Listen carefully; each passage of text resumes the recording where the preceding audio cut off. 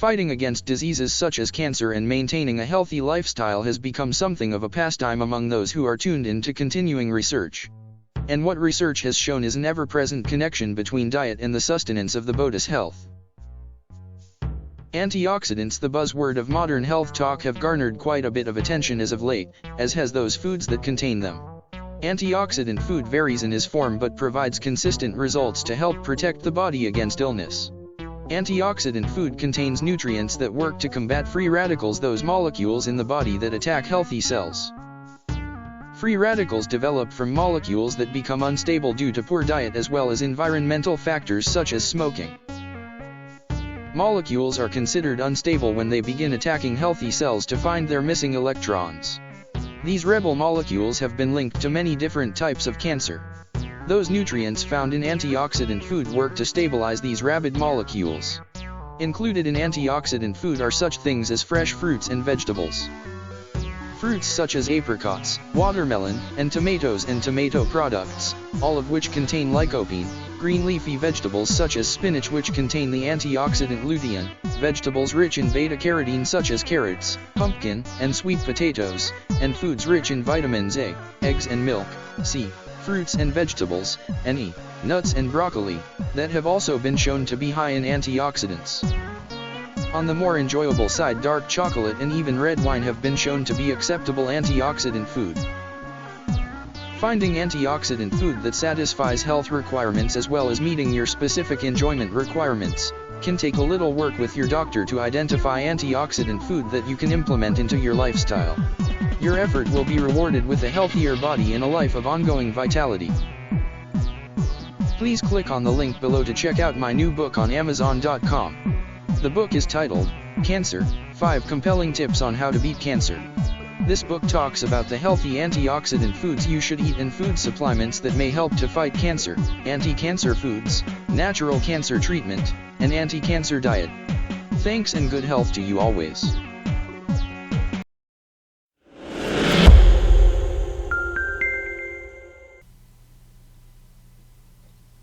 Remember this study in which garlic won out as the #1 anti-cancer vegetable? Well, let's see what it can do. This is what's called a COMET assay, currently the standard technique for the evaluation of DNA damage. What you're looking at is the DNA of a single cell, a normal human breast cell, as visualized under a fluorescence microscope. It's in an electric field trying to pull the negative charged DNA to the right, but our DNA is normally supercoiled tightly together. But you add a carcinogen, like in this case the cooked meat chemical PhIP, that literally breaks up our DNA. You can see the chopped pieces of DNA breaking away and flowing out in kind of like the tail of a comet, which is why they call it the comet tail test. The larger the tail, the more DNA has been broken off into pieces. But if you repeat the experiment, and this time, what if you add the same amount of carcinogen, but also add in some garlic phytonutrients at the same time?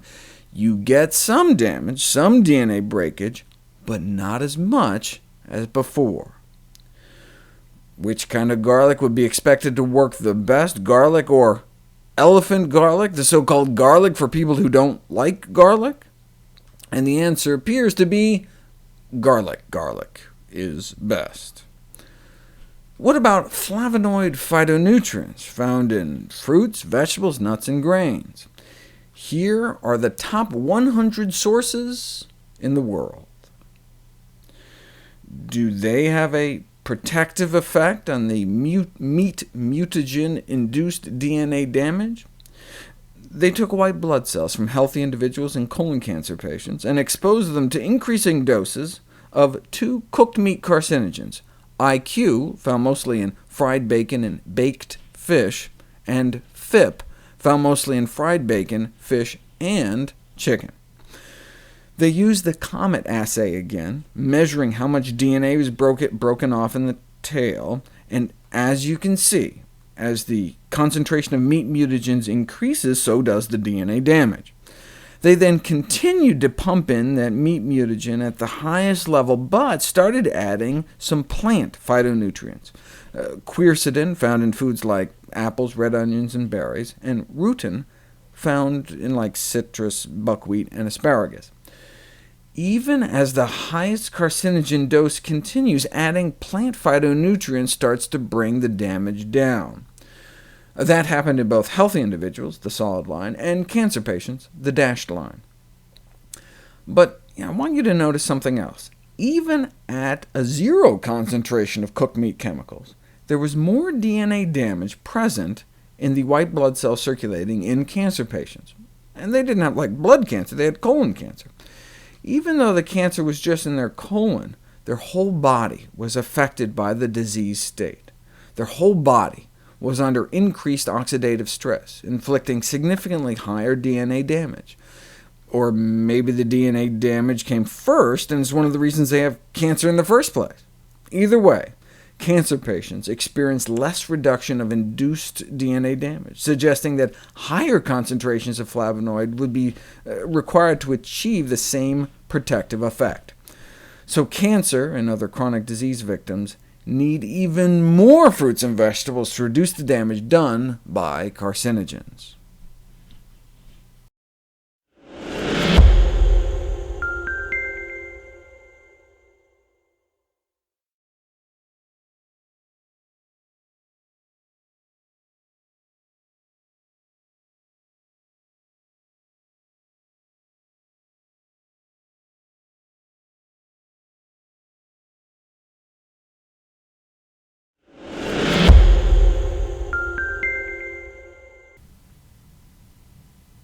The anti-cancer effects of the turmeric pigment curcumin extend well beyond its ability to block carcinogens. The anti-cancer effect of curcumin mainly results from the multitude of ways it regulates programmed cell death. It's estimated that the human body consists of 10 or so trillion cells. That's a million. Almost all these cells get turned over within approximately 100 days. We're like a new person every 3 months. We reinvent ourselves physically. And since we're just made up of 3 things, air, water, and food, those are the only inputs. We are what we eat, literally, physically. In a sense, our body has to rebuild itself every 3 months with the building materials we deliver to it through our stomach. Right? Our mouths are like the access road to the continual construction site to our body. Trucks roll in 3 times a day. What do we want them to deliver? Some shoddy, cheap stuff we scrounged around for, or bought at the discount outlets that's just going to fall apart? Or do we want to build our foundation solid? Right? We are each walking around inside the greatest known architectural structures in the universe. Let's not ruin such grand blueprints by consuming junk. Anyway, we only own the biological real estate we're born with, so if we need to rebuild every 3 months, we also need a wrecking crew. Right? If we're replacing 10 trillion every 100 days, that means we have to kill off like 100 billion cells every day, normally, out with the old, in with the new. We do that primarily through a process called apoptosis, pre-programmed cell death, from the Greek tosis meaning falling, and apo meaning away from. So it's our cells falling away from our body. For example, we all used to have webbed fingers and toes, literally each one of us in the womb until about 4 months. Then apoptosis kicks in, and the cells in the webbing in between kill themselves off to separate our fingers. Some cells in our body overstay their welcome, though, like cancer cells. They don't die when they're supposed to, by somehow turning off their suicide genes. What can we do about it? Well, one of the ways curry kills cancer cells is by reprogramming the self-destruct mechanism back into cancer cells. Let me just run through one of these pathways, just so you can see the complexity. FAS is a so-called death receptor, which activates the FAS-associated death domain, along with death receptor 5 and death receptor 4. FAD then activates caspase-8, which ignites the death machine and kills the cell. Where does curry powder fit into all this? In cancer cells, curcumin, the pigment in the spice turmeric that makes curry powder yellow, upregulates and activates death receptors, as has been demonstrated in human kidney cancer cells, as well as skin cancer and nose and throat cancer. It can also activate the death machine directly, as has been shown in lung cancer and colon cancer. Caspases are so-called executioner enzymes that, when activated, destroy the cancer cell from within by chopping up proteins left and right, kind of death by 1,000 cuts. And that's just one pathway. Here's all the other ways curcumin can affect apoptosis, and here's all the different types of cancer cells curcumin can kill.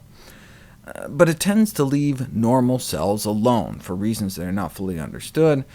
Overall, this review showed that curcumin can kill a wide variety of tumor cell types through diverse mechanisms, and it's because curcumin can affect numerous mechanisms of cell death at the same time, it's possible that cancer cells may not easily develop resistance to curcumin-induced cell death, like they do to most chemotherapy.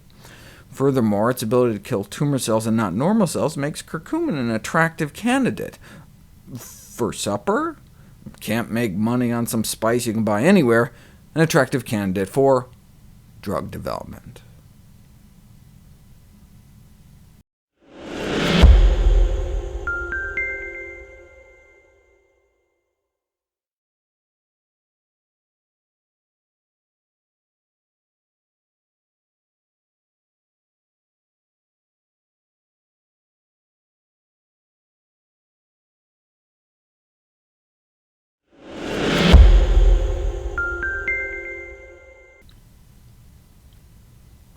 The USDA recently removed their online antioxidant database of foods, concerned that ORAC values were routinely misused by food and dietary supplement manufacturing companies to promote their products. Supplement manufacturers were getting into "my ORAC is bigger than your ORAC" pissing contests, comparing their pills to the antioxidant superfood du jour like blueberries. And we know there's lots of bioactive compounds in whole plant foods that may help prevent and ameliorate chronic diseases in ways that have nothing to do with their antioxidant power. So I understand their decision. So should we just eat lots of whole, healthy plant foods and not worry about which ones necessarily have more antioxidants? Or does one's dietary antioxidant intake matter? We have some new data to help answer that question. Dietary total antioxidant capacity and the risk of stomach cancer, the world's second leading cancer killer. 500,000 people studied, and dietary antioxidant capacity intake from different sources of plant foods was associated with a reduction in risk. Note they say dietary intake. They're not talking about supplements. Not only do antioxidant pills not seem to help, they seem to increase overall mortality. That's like paying to live a shorter life. Just giving high doses of isolated vitamins may cause disturbances in our body's own natural antioxidant network. There's hundreds of different antioxidants in plant foods. They don't act in isolation, they work synergistically. Mother Nature cannot be trapped in a bottle. Similar results were recently reported with non-Hodgkin's lymphoma. The more ORAC units in food we eat per day, the lower our cancer risk may drop. Though antioxidants are not greens, were particularly protective. Look at that. Going from eating like one serving of green leafy vegetables per week to more like a serving per day may cut our odds of lymphoma in half. Should we be worried about antioxidant intake during cancer treatment, since that's how most chemo drugs work, by creating free radicals? According to some of the latest reviews, there's no evidence of antioxidant interference with chemotherapy, and in fact, they may actually improve treatment response and patient survival.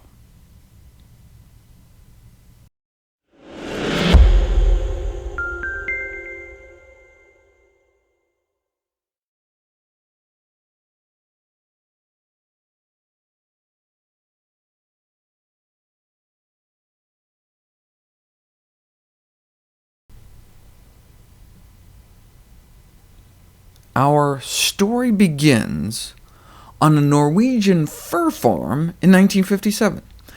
Mink were dropping dead left and right from a malignant new liver disease. The clue came when livestock started dying from liver cancer as well. What tied all the cases together was the use of fish meal in their diets, fish meal that the country had just started preserving with sodium nitrite. Subsequent research discovered nitrite, under certain circumstances, can form nitrosamines, which directly attack DNA, or universally condemned as one of the key carcinogens in cigarette smoke. The occurrence in food was raised as a matter of gravest concern nearly a half-century ago. Now we know the nitrites added to processed meats can form these carcinogenic nitrosamines, now recognized as among the most potent chemical carcinogens. For example, pregnant women who eat hot dogs risk having children with brain tumors, the number 2 pediatric cancer. Then children who eat lots of hot dogs have nearly 10 times the odds of developing childhood leukemia, the number 1 pediatric cancer. Last year in Meat Science, an article about the role of ham in a healthy diet breathed a sigh of relief.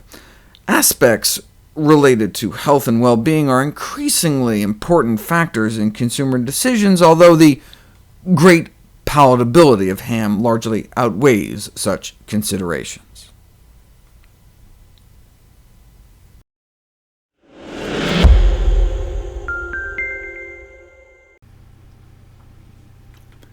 More than 1 million new cases of skin cancer are diagnosed every year, affecting about 1 in 3 Americans within their lifetimes.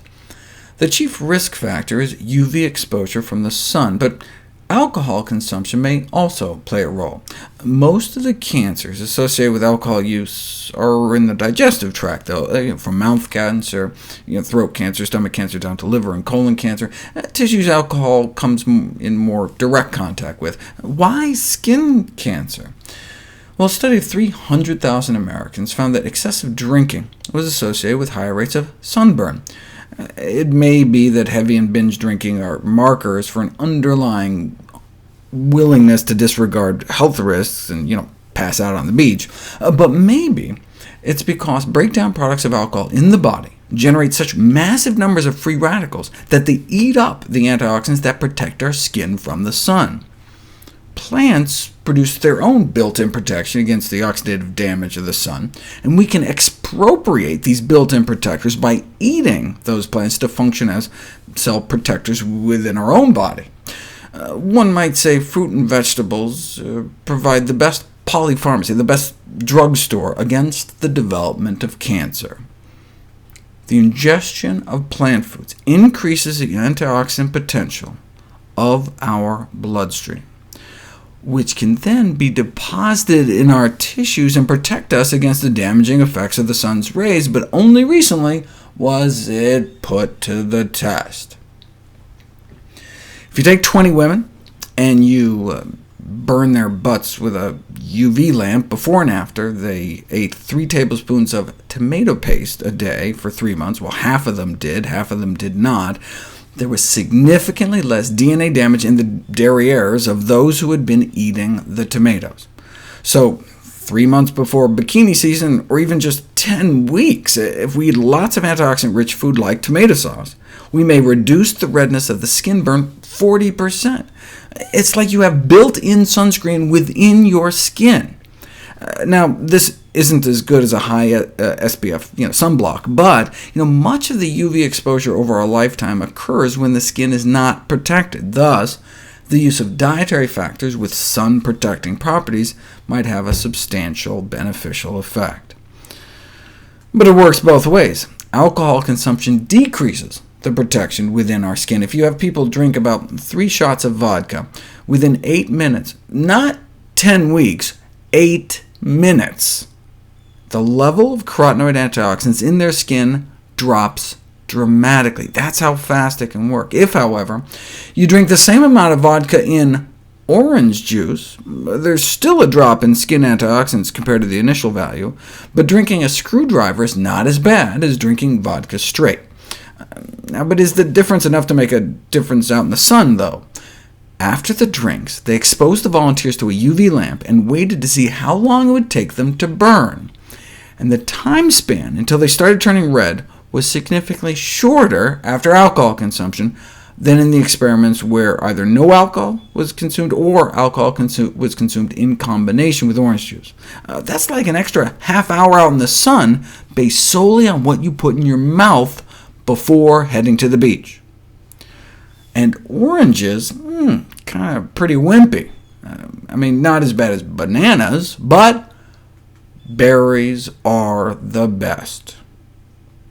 The researchers conclude that people should be aware of the fact that the consumption of alcohol in combination with sun exposure, or a tanning booth, increases their risk of sunburn, and therefore their risk of developing premature skin aging and even skin cancer.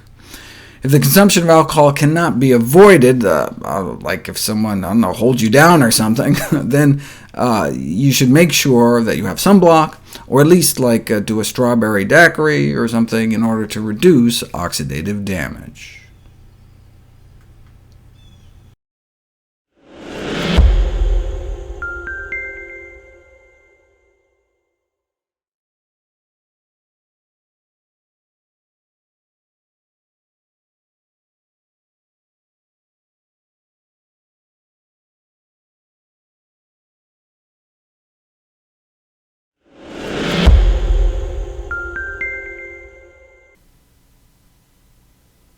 Cancer prevention strongly acknowledges the importance of diet, as dietary factors are the most important environmental risk factors for cancer.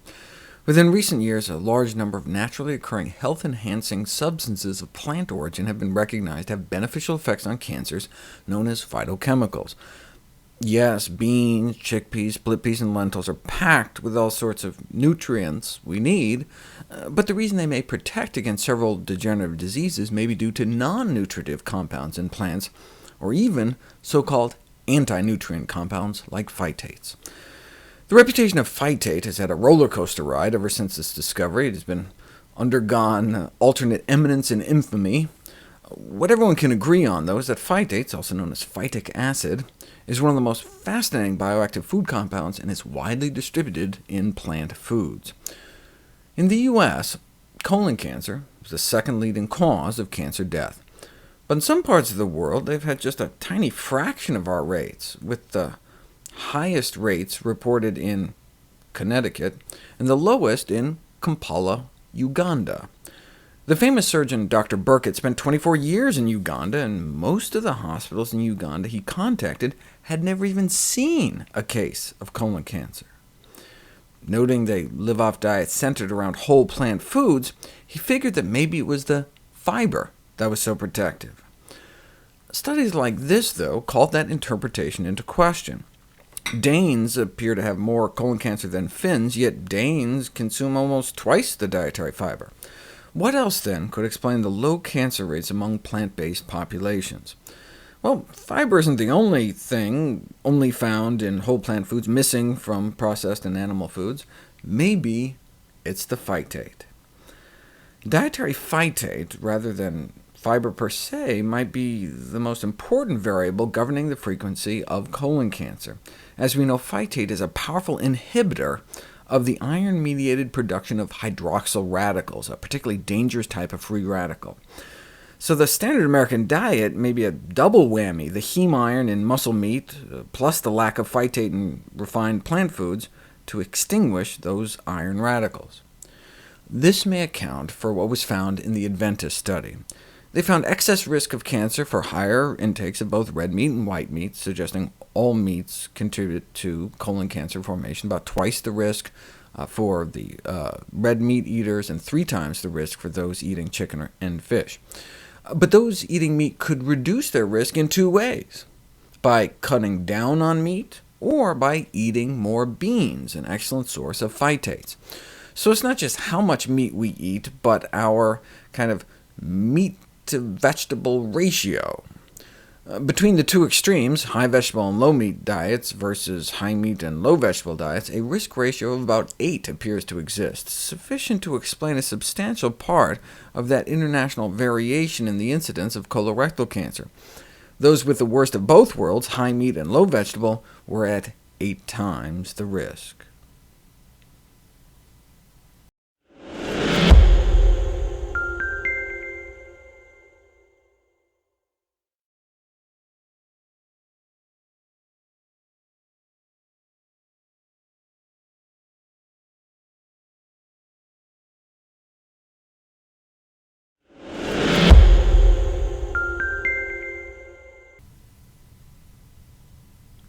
The recent observations on phytate as an anti-carcinogen have support from population-based studies which show lower incidence of cancer in populations consuming vegetarian-type diets. Because phytate is found in beans, grains, nuts, and seeds, the average daily intake of phytate in vegetarian diets is about twice that of those eating mixed diets of plant and animal foods. Dietary phytate has been reported to prevent kidney stone formation, protect against diabetes, dental cavities, heart disease, as well as against a variety of cancers. Do all these potentially beneficial effects sound too good to be true? I mean, are there other examples of compounds made by plants that can have benefits across multiple diseases? Yes, aspirin, for example, which is actually found throughout the plant kingdom, and may also account for some plant-based benefits. But of all the things phytates can do, the anti-cancer activity of phytic acid, also known as phytate, also known as IP6 or inositol hexaphosphate, is considered one of the most important beneficial activities. Dietary phytates are quickly absorbed from the digestive tract and rapidly taken up by cancer cells throughout the body, and has been shown to inhibit the growth of all tested cancerous cell lines. Phytates have been shown to inhibit the growth of human leukemia cells, colon cancer cells, both estrogen receptor positive and negative breast cancer cells, voice box cancer, cervical cancer, prostate cancer, liver tumors, pancreatic melanoma, and muscle cancers, all at the same time not affecting normal cells. Right? That's the most important expectation of a good anti-cancer agent, is for it to only affect cancerous cells and leave normal cells alone, and that's what phytates appear to do. Leukemia cells taken from cancer patients are killed by phytates. Normal bone marrow cells, however, are spared, which may explain why bean extract kill off colon cancer cells, but seem to leave normal colon cells alone. Both the in vivo and in vitro experiments have shown striking anti-cancer effects, demonstrated that phytate is a broad-spectrum anti-neoplastic agent, meaning anti-tumor agent across different cells and tissue systems. What are the mechanisms of action by which phytates battle cancer? How do phytates fight? How don't they fight? Look at this. Phytate targets cancer through multiple pathways, a combination of antioxidant, anti-inflammatory, and immune-enhancing activities, detox, differentiation, anti-angiogenesis. In other words, phytate affects the principal pathways of malignancy, and not just some of them. Apparently phytate targets and acts on all of them. The antioxidative properties, one of the most impressive characteristics of phytate. In fact, that's why the meat industry adds phytates to meat, to prevent the oxidation of fat that begins the moment of slaughter. Besides affecting tumor cells directly, phytates can act on our immune functions by augmenting natural killer cell activity, the cells in our body that hunt down and dispose of cancer cells, as well as neutrophils, which help form our first line of defense, and then starving tumors as more of a last line of defense. Not only can phytates block the formation of new blood vessels that may be feeding tumors, they can disrupt preformed capillary tubes, indicating that phytates may not only help blockade tumors, but actively cut off existing supply lines. What's really remarkable about phytate is that, unlike other anti-cancer agents, it not only causes a reduction in cancer cell growth, but also what's called enhanced differentiation, reversion of the appearance of cancer cells back to that of normal, meaning it causes cancer cells to stop acting like cancer cells and go back to acting like normal cells. You can see this with colon cancer cells, for example. In the presence of phytates, human colon cancer cells mature to structurally and behaviorally resemble normal cells. And this has been demonstrated in leukemia cells, prostate cancer, breast cancer, and muscle cancer cells as well.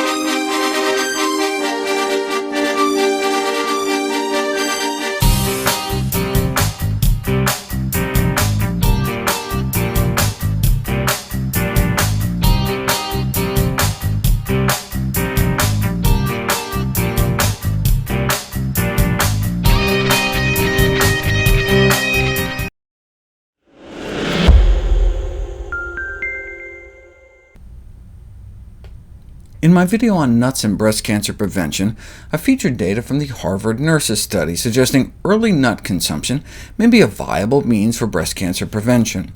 A follow-up study involving the daughters of the nurses corroborated the findings. Those eating more peanut butter, nuts, beans, lentils, soybeans, or corn were found to just have a fraction of the risk for fibrocystic breast disease, which places one at higher risk for cancer. And the protective effects were found to be strongest for those most at risk, the ones with a family history of breast cancer. A new study even found just 2 handfuls of nuts a week may protect against pancreatic cancer, one of our deadliest cancers. We're not sure why they work. Nuts are described as nutritionally precious, packed with all sorts of goodies, which may explain some of the mechanisms by which nut components induce cancer cell death and inhibit cancer growth and spread in vitro, but which nuts work the best? In my video number 1, Anti-Cancer Vegetable, we learned that 2 classes of vegetables, the broccoli family of vegetables and the garlic family of vegetables, most effectively suppress cancer cell growth. Then in Which Fruit Fights Cancer Better?, cranberries and lemons took the title. What about nuts? Well, in terms of antioxidant content, walnuts and pecans steal the show. 25 walnuts has the antioxidant equivalent of 8 grams of vitamin C. That's like the vitamin C found in 100 oranges. But how do they do against cancer? Here's the graph of human cancer cell proliferation versus increasing concentrations of the 10 most common nuts eaten in the United States. If you drip water on these cancer cells as a control, nothing happens. They start out powering away at 100% growth, and they keep powering away at 100% growth. And hazelnuts, pistachios, and Brazil nuts don't seem to do much better. Pine nuts, cashews, and macadamia nuts start pulling away from the pack.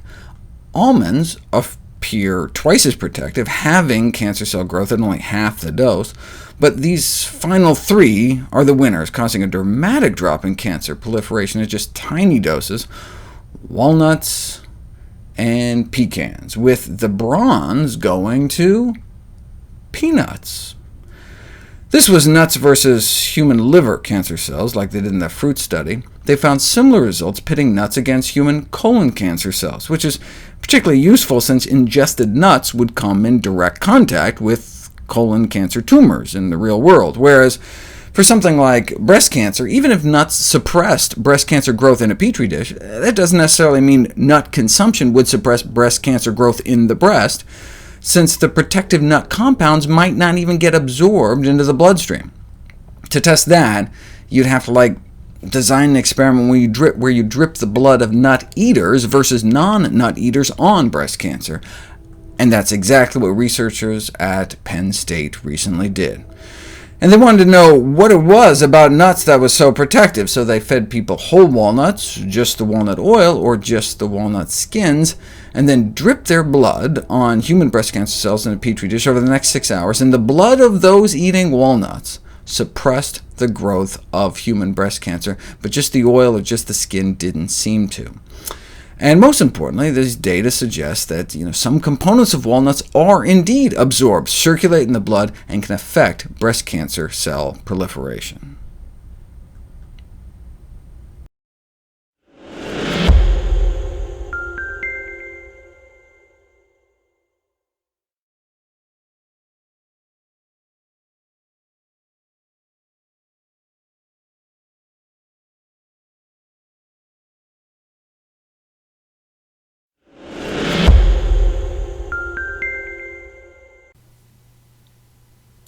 There are many ways to compare the healthfulness of different foods.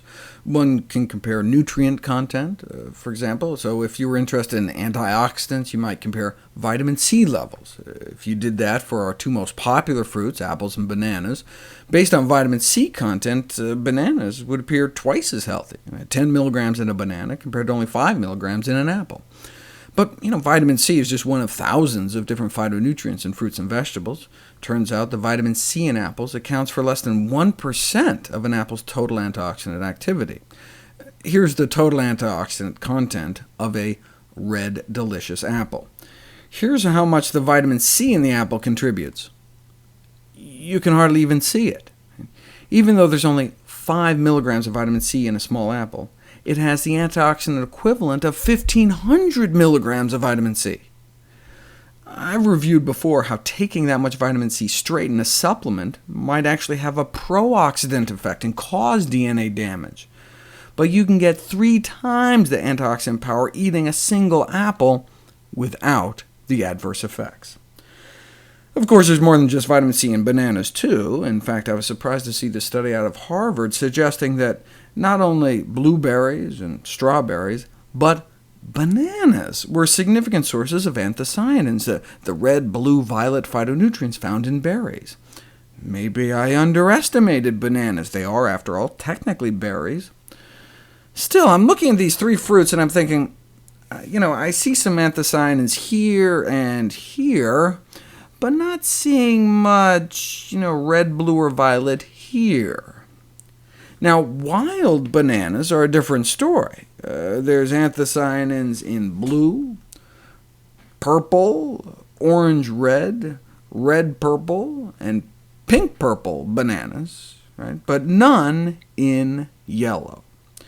So the Harvard researchers were challenged on it, and they said, look, we just took values from the USDA, and it turns out USDA apparently made a mistake.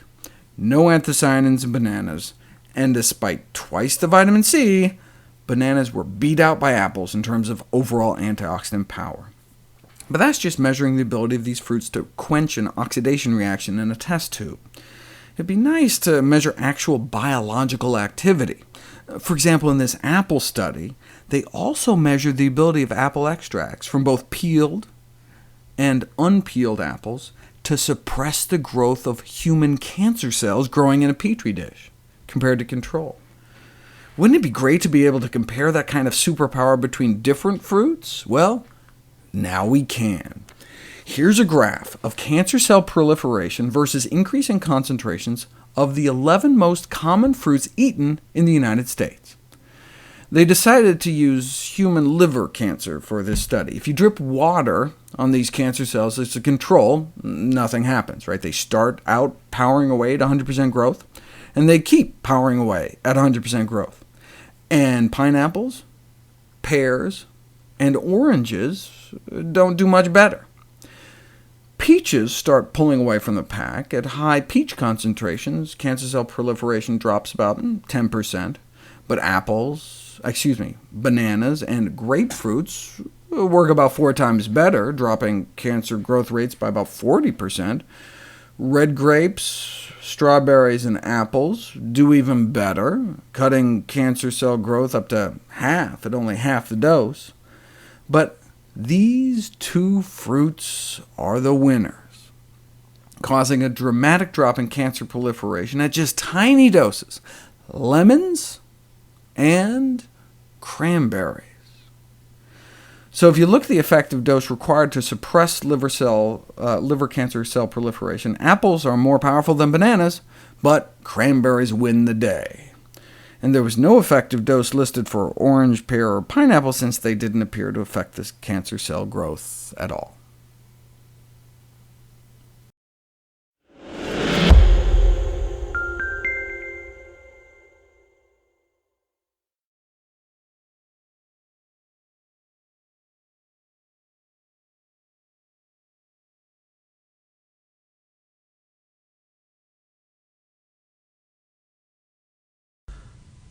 That doesn't mean some veggies aren't better than others. Some of these vegetables target multiple cancers at the same time. So using this groundbreaking new data, let's play Which is Healthier? Imagine you're standing in line at one of those custom made-to-order salad places where you get to choose your lettuce, choose your toppings, and then choose your dressing. Let's assume you don't have a strong family history of any particular cancer, and so aren't trying to hone in on avoiding one tumor over any other. First, let's choose our lettuce. Boston, endive, radicchio, romaine, or spinach? Which is healthier? Out of the 5, spinach is number 1 against breast cancer.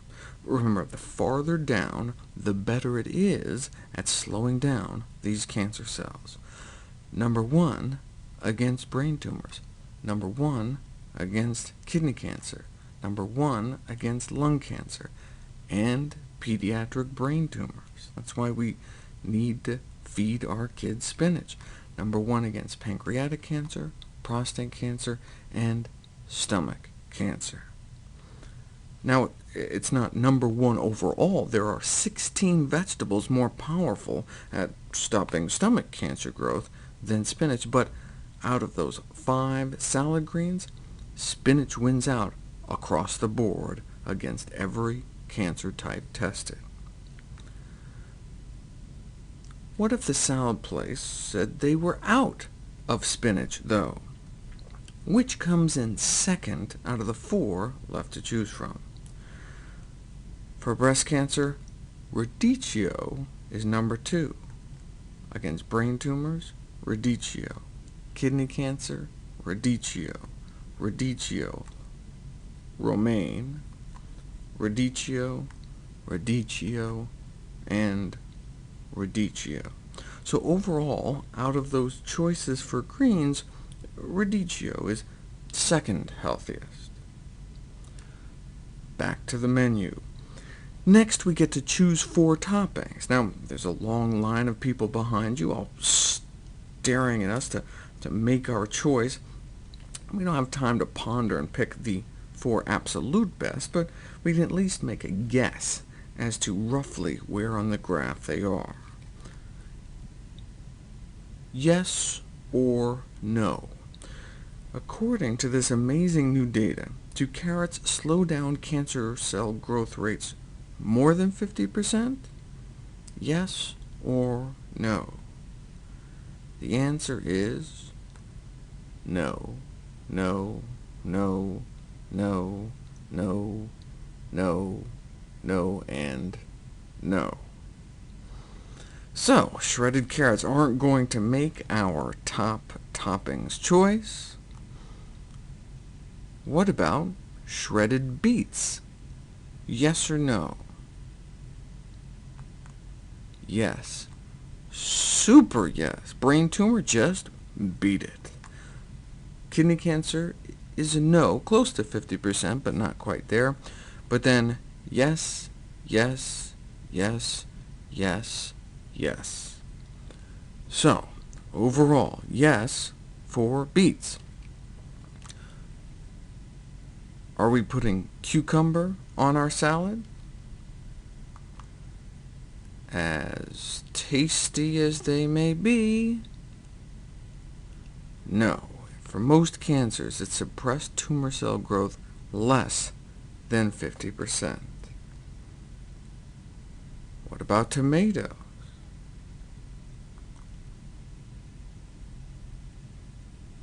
No tomatoes either. What about a potato? You can actually choose potatoes for your salad. Yes or no?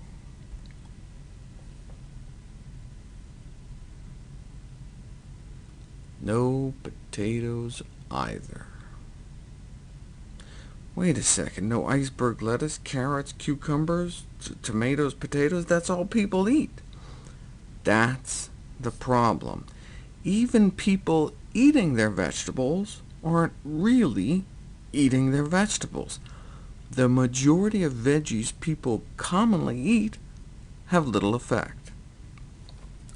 Cutting to the chase. The line at the salad place is now out the door at this point.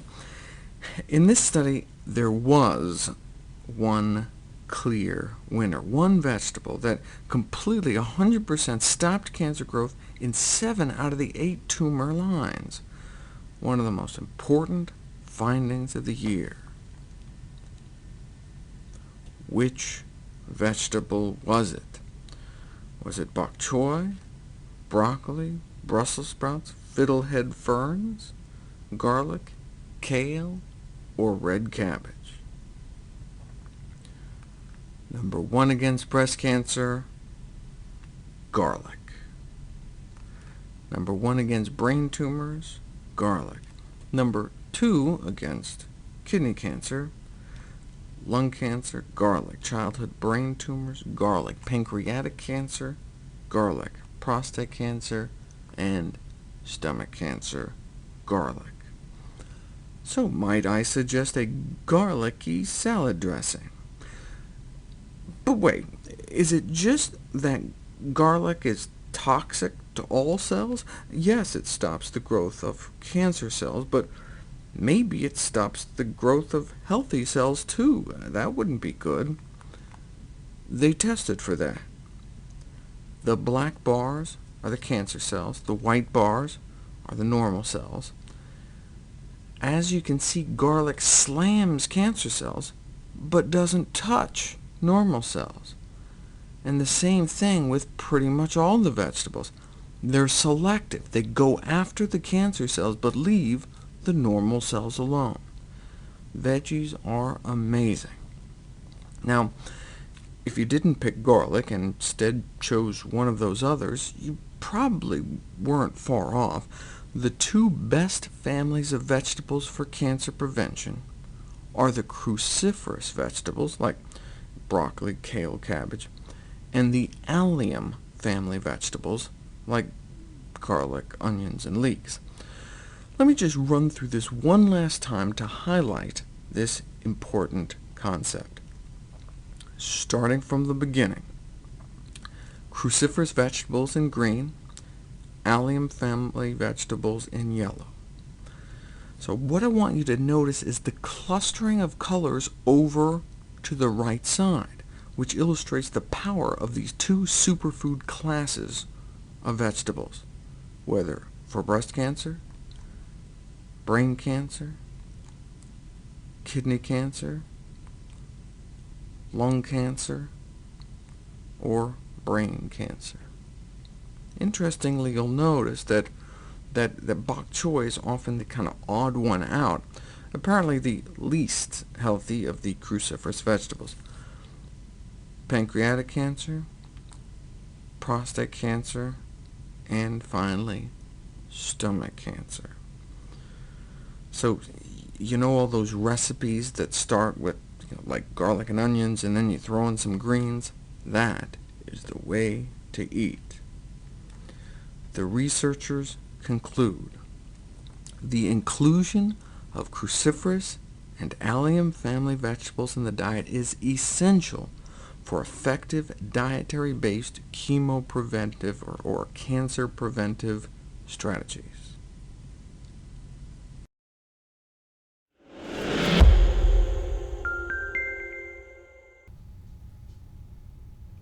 Sweet potatoes can be considered a superfood, one of the healthiest vegetables on the planet, and one day perhaps even off the planet, as NASA has chosen it for space missions.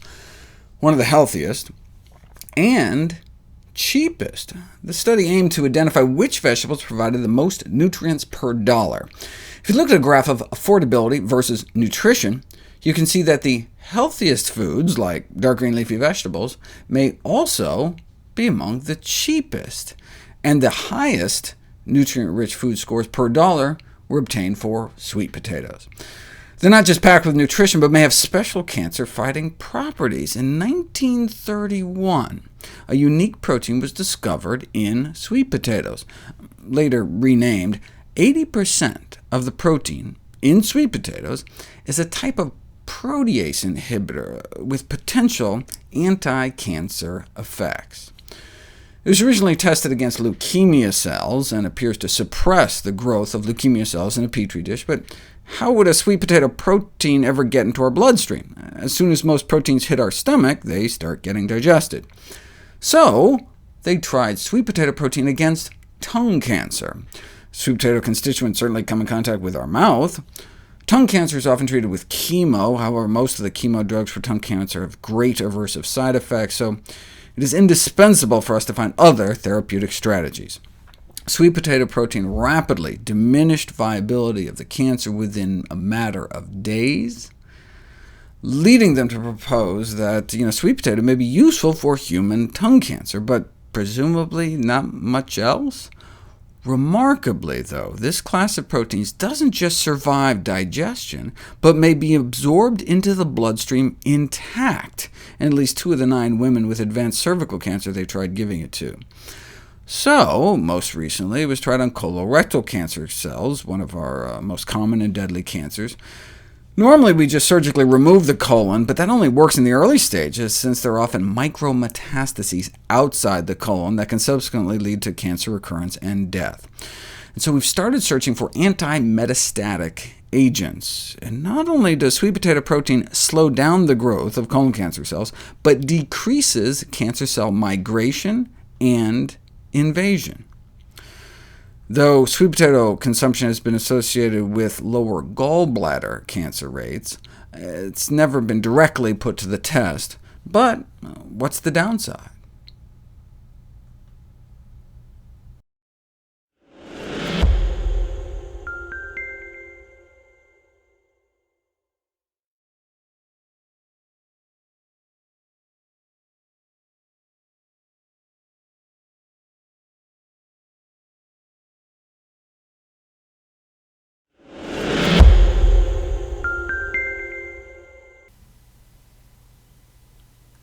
The postprandial state is a pro-oxidant state, meaning that after each meal, free radicals are produced as our body assimilates the food, and so we can't just have a bowl of berries in the morning to meet our minimum daily antioxidant needs and call it a day. Each and every meal should contain high antioxidant foods, which, if you remember, means plants. Antioxidant-rich foods originate from the plant kingdom. This is due to the thousands of natural antioxidant compounds found naturally in plant foods. So, for example, consuming fruits, which are high in phenolic phytonutrients, increases the antioxidant capacity of the blood, and when they're consumed with the standard American diet, high-fat, refined carbohydrate, pro-oxidant, pro-inflammatory meals, that may help counterbalance some of the negative effects. Given the content and availability of fat and sugars in the Western diet, regular consumption of phenolic-rich foods, particularly in conjunction with meals, appears to be a prudent strategy to maintain oxidative balance and health. And of all fruits, berries may be the best. So for example, here's the spike in oxidation caused by a Mediterranean meal of pasta, tomato sauce, olive oil, and fried fish. Obviously not enough tomatoes. Add a glass of red wine, which contains berry phytonutrients from grapes, and we can bring down the level of oxidation, but not blunt it completely. So the meal needs even more plants. In this study, they gave people standard breakfast items, resulting in lots of oxidized cholesterol in their bloodstream 1, 2, 3, 4, 5, 6 hours after the meal.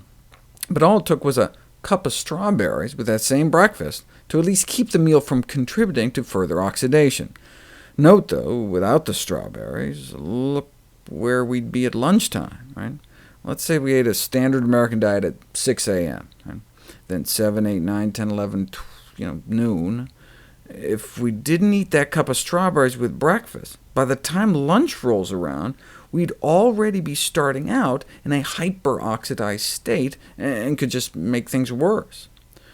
Since Western eating patterns include eating multiple meals a day, including snacks, one can only speculate on the level of biological unrest. But at least if we had some berries for breakfast, we'd be starting out at baseline for lunch. This acute protection is likely due to the antioxidant effects of the strawberry phytonutrients. Even better than baseline, how about our meal actually improving our antioxidant status? Here's measuring the antioxidant level of one's bloodstream after a crappy meal. It drops, using up our antioxidant stores. But eat a big bunch of red grapes with the meal, and the antioxidant level of our bloodstream goes up, such that our body's in a positive antioxidant balance for a few hours. Right? Same thing after enough blueberries. And imagine if these ensuing hours between our next meal, right, we were sipping green tea or hibiscus, right, we'd have this nice antioxidant surplus all day long. What, according to the researchers, are the practical implications? These data provide an interesting perspective for advising individuals on food choices when consuming a moderate to high-fat meal is unavoidable. Unavoidable? So if we're like locked in a fast food joint or something, well, then they suggest chasing whatever we're forced to eat with some berries. Right? It reminds me of those studies on smokers I talked about, suggesting those who smoke should eat lots of kale and broccoli to reduce the oxidative damage to their DNA, or they could just not smoke. In a single day, the systemic stress of all that fat in our blood and redox imbalance, being in a mild pro-oxidant state after meals, may seem trivial. Over time, however, these daily insults can lead to complicated atherosclerosis, contributing to hundreds of thousands of deaths a year.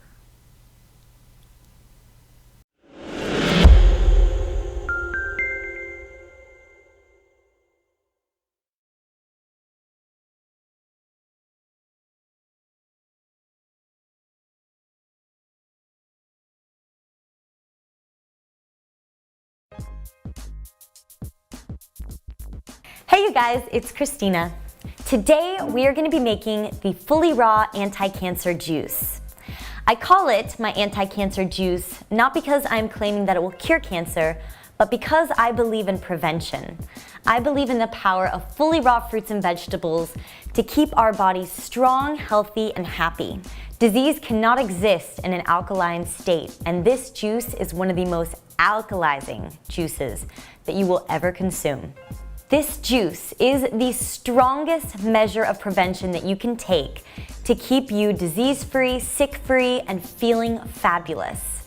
It is high in calcium, minerals, phytonutrients, antioxidants, essential fatty acids, and even powerful proteins to keep you going strong no matter what your age, no matter where you are. It will keep you smiling. Are you ready? All you're going to need for this one is a juicer. I'm going to use my OmegaVert juicer. Let's get started. You will need 2 large cucumbers, a head of spinach, a head of celery, a head of green curly kale, a head of black dinosaur kale, watercress, romaine, a few dandelion leaves, and about 5 to 7 lemons. You will also need a strainer. So when you're ready, chop up your ingredients, get them ready, and let's get those babies through that juicer. This juice recipe will make about 64 ounces of juice, and it calls for a lot of greens. Greens are important because they're extremely alkalining, and if your body is in an acidic state, this will completely bring you back to a place of balance. All right, so when you're ready, let's strain this juice. I will tell you that I do not believe in weird superfoods or health elixirs or weird types of supplementation, but I do believe that this right here is the real health tonic. This, my friends, this is power. That's hydrating and refreshing and delicious. If you like strong tastes and green juices, this one's for you. If you guys believe in this type of prevention, I think you should give this video a thumbs up. If you guys need more tips, tricks, or recipes on how to go fully raw, please join me here in the kitchen at Fully Raw Christina as we try to have fun together and inspire the world to be a healthier place. If you guys want to follow me daily, see what I'm juicing, see what I'm making, you can also follow me on Facebook, Pinterest, Instagram, and Twitter, all at Fully Raw Christina. All right, you guys, I'm gonna go drink my health tonic, and I hope that you go and do the same. Sending you health and all of my hugs. Bye.